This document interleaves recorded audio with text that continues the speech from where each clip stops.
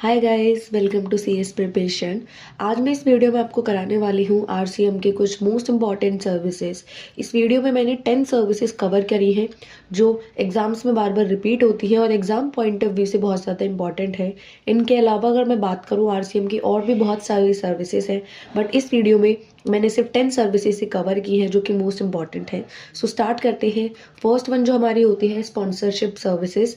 अगर मैं इसकी बात करूं तो जब एक नॉन बॉडी कॉरपोरेट जब सर्विसेज प्रोवाइड करेगी किसी बॉडी कॉरपोरेट को, किसी फर्म को, किसी एलएलपी को, सिर्फ इस केस में हमारा आरसीएम एप्लीकेबल होता है। इट मीन्स रिसीवर हमारा टैक्स पे करेगा। बाकी अगर इसके अलावा कोई भी केस होता है तो उसके अंदर एफसीएम ही एप्लीकेबल होगा। जैसे कि अगर कोई non body corporate services provide करता है किसी नॉन बॉडी कॉरपोरेट को, जो कि यहाँ पर मैंने लिखा हुआ है कि other than body corporate firm LLP को, तो वहाँ पे एफसीएम एप्लीकेबल होता है। सो अगर इसका क्रक्स हम निकालें इस पहली सर्विसेज का, तो जब नॉन बॉडी कॉरपोरेट किसी बॉडी कॉर्पोरेट को सर्विस देगा तो ही आरसीएम लगेगा। ये नोट्स मैंने इसीलिए इजी और एक चार्ट फॉर्म में लिखे हैं ताकि मैं एक पूरी सिचुएशन में से एक पॉइंट निकाल सकूं जिसके अंदर ही आरसीएम एप्लीकेबल होगा। अगर इसके अलावा कोई कंडीशन या कोई भी पॉइंट आपके एग्जाम में आता है तो आप पहचान पाओगे कि इसके अंदर आरसीएम एप्लीकेबल नहीं है। तो मेन जो इससे हमारा पॉइंट निकलता है कि नॉन बॉडी कॉर्पोरेट जब एक बॉडी कॉर्पोरेट को सर्विसेज देगा तो आरसीएम एप्लीकेबल होता है। अब इसमें सप्लायर हमारा नॉन बॉडी कॉर्पोरेट है और रिसीवर कौन है हमारा बॉडी कॉर्पोरेट फर्म एलएलपी। तो इसके अंदर टैक्स कौन पे करेगा? Body corporate firm LLP. I hope आप रिलेट कर पा रहे होंगे। सेकंड सर्विसेज हमारी आती है services by director. Services by director को दो पार्ट्स में मैंने डिवाइड किया है कि जब हमारा डायरेक्टर कवर्ड है एम्प्लॉय की डेफिनेशन के अंदर, एंड सेकंड जब वो एम्प्लॉय की डेफिनेशन के अंदर कवर नहीं है। अगर जनरली हम बात करें, जब हमने सप्लाई चैप्टर किया था एंड उसका शेड्यूल 3 हमने सेक्शन नंबर 7 का किया था कि जब भी एम्प्लॉयर और एम्प्लॉय का रिलेशनशिप होता है तो वो ना तो हमारा सप्लाई ऑफ गुड्स होता है ना ही सप्लाई ऑफ सर्विसेज, और उसके ऊपर जीएसटी नहीं लगता। तो ये हमारी एक जनरल कंडीशन थी, जनरल बात थी जो हमने देखी थी। अगर हम बात करें जब वो एम्प्लॉय नहीं है तो इस केस में हमारा आरसीएम लगेगा। जब एक डायरेक्टर एम्प्लॉय की तरह एम्प्लॉय की डेफिनेशन में कवर नहीं हो रहा है तो वहाँ पे आरसीएम लगता है। इट मीन्स सर्विसेज देने वाला डायरेक्टर है एंड रिसीवर कौन होगा? कंपनी, एंड कंपनी टैक्स पे करेगी। जब अगर वो एम्प्लॉय की तरह कवर है, जो हमने जनरल बात की थी कि सप्लाई ऑफ गुड्स भी नहीं है, सप्लाई ऑफ सर्विस भी नहीं है, तो जीएसटी एप्लीकेबल नहीं होना चाहिए। यहाँ पे जिसको दो पार्ट्स में डिवाइड किया है कि जब वो सर्विसेज को प्रोवाइड कर रहा है in the course of business, कि अब वो एम्प्लॉय के डेफिनेशन में कवर है और अपने एम्प्लॉय के कैपेसिटी में ही वो अगर सर्विसेज दे रहा है तो वो कोई सप्लाई नहीं मानी जाएगी और उसके ऊपर कोई जीएसटी नहीं लगेगा। लेकिन अगर वो not in the course of business, मतलब अपनी कैपेसिटी से अलग, एम्प्लॉय की कैपेसिटी से बाहर सर्विसेज दे रहा है, तो क्या होगा तो देखते हैं। अगर वो डायरेक्टर की कैपेसिटी में दे रहा है तो आरसीएम एप्लीकेबल है। अगर वो पर्सनल कैपेसिटी में दे रहा है तो वो एफसीएम एप्लीकेबल है। जैसे कि अगर कंपनी को किसी मतलब एसेट की ज़रूरत है और वो अपना पर्सनल एसेट उनको दे रहा है तो वो पर्सनल कैपेसिटी में सर्विसेज दे रहा है तो एफसीएम है। लेकिन फॉर एग्जांपल अगर वो सिटिंग फीस वगैरह ले रहा है अपने एम्प्लॉय से अलग, जो वो जिस चीज़ के लिए वो कंपनी के अंदर एम्प्लॉयड है उससे अलग वो कुछ कर रहा है, लेकिन अपने डायरेक्टर की कैपेसिटी, फॉर एग्जाम्पल कोई अर्जेंट मीटिंग हो गई उसके अंदर अगर वो सिटिंग फीस ले रहा है तो वो डायरेक्टर कैपेसिटी के अंदर होता है, तो उसमें हमारा आरसीएम एप्लीकेबल होगा। और ये पॉइंट बहुत बार रिपीट हुआ है सिटिंग फीस वाला। तो आप याद रखना कि अगर कवर्ड है एम्प्लॉय के अंदर तो सीधा आपको ये नहीं देखना है कि एम्प्लॉयर एम्प्लॉय है, जीएसटी नहीं लगेगा या सप्लाई नहीं है। आपको देखना पड़ेगा कि वो in the course of business में सप्लाई दे रहा है, सर्विसेज दे रहा है, या फिर not in the course of business में दे रहा है। आई होप ये पॉइंट भी आपको क्लियर होगा। अब बात करते हैं अपने थर्ड पॉइंट है रेंटिंग ऑफ पैसेंजर व्हीकल। मतलब जब पैसेंजर व्हीकल को रेंट करने की जो सर्विसेज होती हैं उस केस में कब आरसीएम एप्लीकेबल होगा उससे बात करते हैं। तो जैसे कि आपको पता होगा कि इसके अंदर दो ऑप्शंस होते हैं जो आपने पढ़े होंगे। जब आप ऑप्ट कर रहे हो 5% विद लिमिटेड आईटीसी वाला ऑप्शन, और जब आप ऑप्ट करते हो 12% विद आईटीसी वाला वो, तो इसके अंदर हमारा होता है एफसीएम। इट मीन्स अगर आप ऑप्शन चूज करें 12% विद आईटीसी तो वहाँ पे फॉरवर्ड चार्ज लगता है और सप्लाई जो इनकी सर्विसेज दे रहा होगा, जो सप्लायर होगा, वही जीएसटी पे करेगा। सेकंड अगर मैं बात करूँ कि 5% विद लिमिटेड आईटीसी का अगर ऑप्शन है तो उसके अंदर क्या होता है, अगर सप्लायर बॉडी कॉर्पोरेट है या फिर supplier other than body corporate है। देखो, अगर सप्लायर खुद बॉडी कॉर्पोरेट है इट मीन्स वो जीएसटी में रजिस्टर होगा, तो सर्विसेज भी क्या कहते हैं, टैक्स भी कौन पे करेगा? सप्लायर ही करेगा, तो मतलब यहाँ पे फॉरवर्ड चार्ज लगेगा। अगर हम बात करें supplier other than body corporate है, कोई इंडिविजुअल भी हो सकता है जो शायद जीएसटी में रजिस्टर्ड ना हो, तो क्या होगा। अब यहाँ पे बात करते हैं कि अगर supplier other than body corporate है, इट मीन्स अगर वो नॉन बॉडी कॉर्पोरेट है और नॉन बॉडी कॉर्पोरेट सर्विसेज दे रहे हैं किसी बॉडी कॉर्पोरेट को, तो एज यूजुअल यहाँ पे आरसीएम लगेगा। बिकॉज जो सप्लायर है वो रजिस्टर नहीं है पर रेसिपिएंट रजिस्टर है, तो टैक्स कौन पे करेगा, रिसीवर पे करेगा। बट अगर कोई नॉन बॉडी कॉर्पोरेट किसी नॉन बॉडी कॉर्पोरेट को ही सर्विस दे रहा है, तो यहाँ पे एफसीएम लगेगा। बिकॉज दोनों ही क्या है, रजिस्टर नहीं है। जीएसटी कौन पे करेगा, हमारा नॉन बॉडी कॉर्पोरेट जो सप्लायर होगा। हमारी फोर्थ सर्विस आती है, अब आती है बिजनेस फैसिलिटेटर की, बैंक की, एजेंट की, कि जब ये आपस में सर्विसेज देते हैं तो कौन से केस आरसीएम के अंदर कवर होगा। इससे आपको बहुत इजी फॉर्म में समझ आ जाएगा, ज़्यादा डीप में आपको जाने की ज़रूरत है नहीं। सो एजेंट, अगर कोई agent as an business facilitator को सर्विसेज दे रहा है तो फॉरवर्ड चार्ज के अंदर कवर होता है। लेकिन अगर कोई बिजनेस फैसिलिटेटर बैंक को सर्विस देता है तो वो हमारा आरसीएम के अंदर कवर होता है। और जो सर्विसेज ले रहा है, इट मीन्स कौन ले रहा है, बैंक ले रहा है, तो बैंक ही हमारा क्या पे करेगा, टैक्स पे करेगा। बट इस केस में एजेंट, अब एजेंट एक इंडिविजुअल्स होते हैं जो कि रजिस्टर नहीं भी हो सकते जीएसटी के अंदर, तो सर्विसेज कौन पे करता है, हमारा, तो जीएसटी कौन पे करेगा, हमारा सप्लायर ही करता है। फॉरवर्ड चार्ज के अंदर हमारा जो जीएसटी है वो सप्लायर पे करता है। एंड जो हमारा आरसीएम का केस आता है इसमें कौन हो सकता है, जो रिसीवर होता है वो जीएसटी चार्ज करता है, वो जीएसटी पे करता है सीधा गवर्नमेंट को। फिफ्थ हमारी आती है, बिल्कुल सेम है बट एक पॉइंट का डिफरेंस होता है, business facilitator and business correspondent.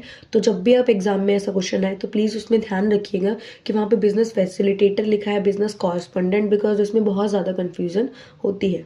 सो अगर हम बात करें बिजनेस कॉरेस्पॉन्डेंट की, अगर कोई एजेंट, इंडिविजुअल इंसान बिजनेस कॉरेस्पॉन्डेंट को सर्विस दे रहा है तो वो पॉइंट हमारा होता है आरसीएम के अंदर। एंड बिजनेस कॉरेस्पॉन्डेंट अगर बैंक को सर्विसेज दे रहा है तो वो कवर होता है हमारा एफसीएम के अंदर, फॉरवर्ड चार्ज के अंदर। तो इन दो पॉइंट्स को आप प्लीज़ एक बार ज़रूर ध्यान में रखिएगा। उसके बाद हम बात करते हैं सिक्स्थ सर्विस की, हमारी जो है renting of commercial dwelling. Renting of commercial dwelling बहुत इंपॉर्टेंट पॉइंट है और बहुत बार एग्जाम्स में रिपीट हो चुका है, तो इसको ध्यान में रखते हैं। हमारा उसको डिवाइड किया हुआ है, सप्लायर अगर रजिस्टर्ड पर्सन है और सप्लायर अगर अनरजिस्टर्ड पर्सन है। अब इसके अंदर दो केस हमारे निकल के आते हैं। अगर कोई सप्लायर ही रजिस्टर्ड पर्सन है और वो सर्विसेज दे रहा है किसी और दूसरे रजिस्टर्ड पर्सन को, तो एफसीएम ही लगेगा, बिकॉज दोनों ही रजिस्टर्ड हैं।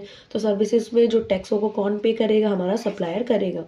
लेकिन अगर सप्लायर रजिस्टर्ड है और जो सर्विसेज जिसको दे रहा है वो यूआरपी है, तो वहाँ पे भी हमारा क्या लगेगा, एफसीएम लगेगा, बिकॉज सप्लायर रजिस्टर्ड पर्सन है। और मेनली जो नॉर्मल केस होते हैं वहाँ पे सप्लायर ही टैक्स पे करता है।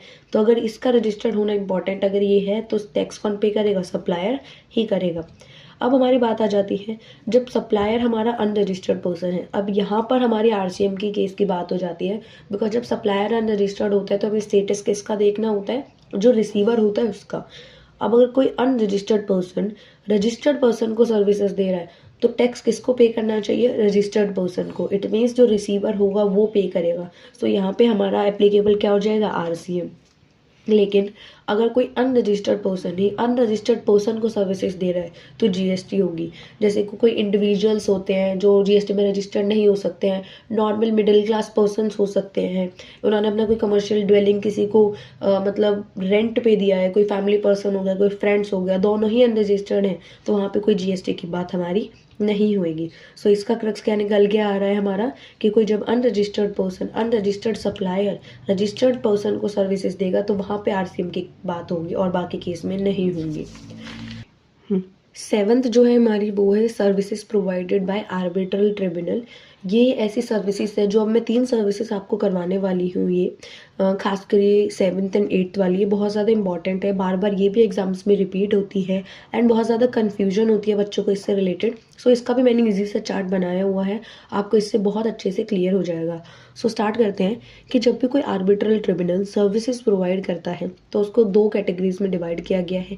या तो वो किसी बिजनेस एंटिटी को सर्विसेज प्रोवाइड करेगा, बिजनेस एंटिटी मीन्स किसी बॉडी कॉर्पोरेट को दे रहा है। और अगर वो सर्विसेज दे रहे हैं किसी नॉन बिजनेस एंटिटी, जिसको हम नॉन बॉडी कॉर्पोरेट या इंडिविजुअल भी हो सकता है कोई भी, अगर वो नॉन बिजनेस एंटिटी को सर्विसेज देता है तो वो सर्विसेज हमेशा एग्जेम्प्ट होती है। सो आप इस पॉइंट को ध्यान रखिएगा कि अगर कोई arbitral tribunal non business entity को सर्विस दे रहा है तो वो एग्जेम्प्ट होगी। अब बात करते हैं, अगर वो किसी बिजनेस एंटिटी को दे रहा है, बिजनेस एंटिटी भी या तो सेंट्रल गवर्नमेंट की हो सकती है, स्टेट गवर्नमेंट, लोकल अथॉरिटी। अगर हमें पता है नॉर्मली गवर्नमेंट को सर्विसेज जो प्रोवाइड की जाती है वो एग्जेम्प्ट होती हैं, तो ये सर्विसेज भी हमारी एग्जेम्प्ट होगी।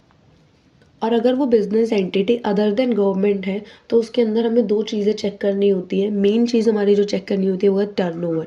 अगर वो other than government business entity है और उसका टर्नओवर थ्रेशोल्ड लिमिट तक, जो थ्रेशोल्ड लिमिट हमारे एक्ट के अंदर गिवन है, हमारे लॉ के अंदर गिवन है, अगर उसका टर्नओवर वहाँ तक है तो वो एग्जेम्प्ट है। थ्रेशोल्ड लिमिट की मैं बात करें 20 लाख 40 लाख जो हमने पढ़ी हुई है, तो सर्विसेज एग्जेम्प्ट होगी क्योंकि उनको रजिस्टर होना ही नहीं पड़ेगा, वो थ्रेशोल्ड लिमिट क्रॉस नहीं कर रहे। बट अगर उनकी थ्रेशोल्ड लिमिट से ज़्यादा उनका टर्नओवर है तो उस केस में कौन पे करेगा? आरसीएम पे करेगा। क्योंकि ज़रूरी नहीं है कि जो आर्बिट्रल ट्रिब्यूनल है वो रजिस्टर्ड ही हो हमारे जीएसटी के अंदर। सो अगर कोई आर्बिट्रल ट्रिब्यूनल सर्विस प्रोवाइड कर रहा है other than government business entity को और उसका turnover more than threshold limit है तो ही वो आरसीएम के अंदर कवर होगी। मेन इसका क्रक्स ये है। उसके बाद बात करते हैं 8। अब सर्विसेज प्रोवाइड करने वाला इंडिविजुअल एडवोकेट है या फिर फर्म ऑफ एडवोकेट है, तो उस केस में क्या होता है? सेम चीज़ है बिल्कुल। अगर वो नॉन बिजनेस एंटिटी को कर रहे हैं तो एग्जेम्प्ट है, अगर वो बिजनेस एंटिटी को कर रहे हैं, अब इसके अंदर अगर central government, state government, local authority जैसे कि हमने पढ़ा है एग्जेम्प्ट होगा। अगर अदर देन गवर्नमेंट है, turnover up to threshold limit है तो एग्जेम्प्ट है, मोर देन थ्रेशोल्ड लिमिट है तो आरसीएम है। इसके अंदर एक चीज़ और आती है कि अगर वो कोई इंडिविजुअल एडवोकेट है, फॉर्म ऑफ एडवोकेट, जब आपस में सर्विसेज प्रोवाइड करते हैं, जैसे कोई इंडिविजुअल फॉर्म ऑफ एडवोकेट को प्रोवाइड कर सकता है, फॉर्म ऑफ एडवोकेट किसी एडवोकेट को प्रोवाइड कर सकती है, इंक्लूडिंग सीनियर एडवोकेट, तो वो सर्विसेज एग्जेम्प्ट है। तो याद रखना है कि जब आर्बिट्रल ट्रिब्यूनल या इंडिविजुअल एडवोकेट या फॉर्म जब आपस में सर्विसेज प्रोवाइड करते हैं तो वो एग्जेम्प्ट होती है। नॉन बिजनेस को करते हैं तो एग्जेम्प्ट होती है। सिर्फ अदर देन गवर्नमेंट में turnover more than threshold limit है, वहाँ पे ही आरसीएम एप्लीकेबल होगा। अब बचती है हमारी लास्ट 2 सर्विसेज जो मोस्ट इंपॉर्टेंट है, जैसे कि मैंने अभी आपसे डिस्कस किया सीनियर एडवोकेट की। सो सीनियर एडवोकेट का भी चार्ट बिल्कुल एग्जैक्ट है। नॉन बिजनेस एंटिटी एग्जेम्प्ट है, बिजनेस एंटिटी में central government, state government exempt है, अदर देन गवर्नमेंट अगर बिजनेस एंटिटी है, सो अगर थ्रेशोल्ड मोर देन है लिमिट से टर्नओवर तो वहाँ पे ही आरसीएम एप्लीकेबल होगा। अब बचती है हमारी लास्ट सर्विसेज। लास्ट सर्विसेज में बहुत ज़्यादा बच्चों को कन्फ्यूजन होती है। जब जीटीए की जो सर्विसेज होती है गुड ट्रांसपोर्ट एजेंसी की, इसके अंदर मैंने सिर्फ और सिर्फ बाय रोड वाला ऑप्शन एक लिख रखा है। अदरवाइज इसके अलावा हमारा bye rail, by water, by air होता है, जो कि नॉर्मली स्टूडेंट्स को क्लियर होता है। दिक्कत जहाँ आती है वो हमारा बाय रोड वाली सर्विसेज है, इसीलिए मैंने ये लिखा है। बाय रोड की अगर मैं बात करूं, so by road goods transport agency का मतलब होता है जब आप गुड्स को ट्रांसपोर्ट करते हो तो वो किस किस तरीके से आप कर सकते हो? आप जीटीए के थ्रू, जीटीए मतलब एजेंसीज खुली हुई है हमारे इंडिया के अंदर, वर्ल्ड के अंदर, जो काम करती है गुड्स को ट्रांसपोर्ट करने का। अगर उसके थ्रू आप सर्विस दे रहे हो, कुरियर एजेंसी के थ्रू दे रहे हो या फिर बस और बाइक के थ्रू दे रहे हो। नॉर्मली बस और बाइक के थ्रू जब आप इनकी सर्विस देते हो तो वो एग्जेम्प्ट होती है।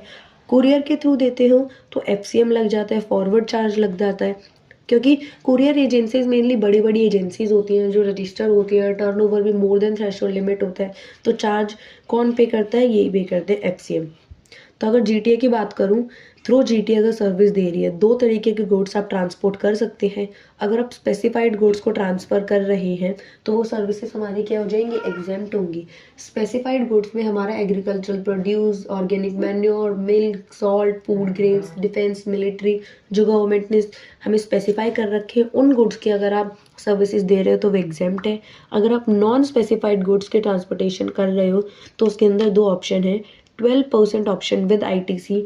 12% ऑप्शन विद आईटीसी में हमारा एफसीएम लगता है, हमने पहले भी पढ़ा है। मेन जो हमारा क्रक्स निकल के आता है जहाँ पे आरसीएम की पॉसिबिलिटी है वो होता है 5% without ITC to unregistered person को जब आप सर्विसेज दे रहे हो तो होगा। आप यूआरपी को सर्विसेज दे रहे हो या फिर आप आरपी को, मतलब रजिस्टर्ड पर्सन को दे रहे हो, या फिर यूआरपी को दे रहे हो अनरजिस्टर्ड पर्सन को। तो अगर आप रजिस्टर्ड पर्सन को दे रहे हो तो उसके अंदर आरसीएम लगता है, मतलब जो रिसीवर होगा वही, जो रजिस्टर्ड पर्सन होगा वही टैक्स पे करेगा। यूआरपी के केस में यूआरपी को दो कैटेगरीज में डिवाइड किया हुआ है।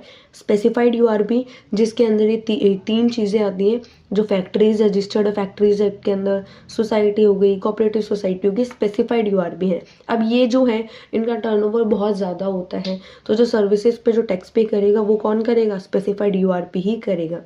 तो यहाँ पे हमारा आरसीएम एप्लीकेबल हो जाएगा।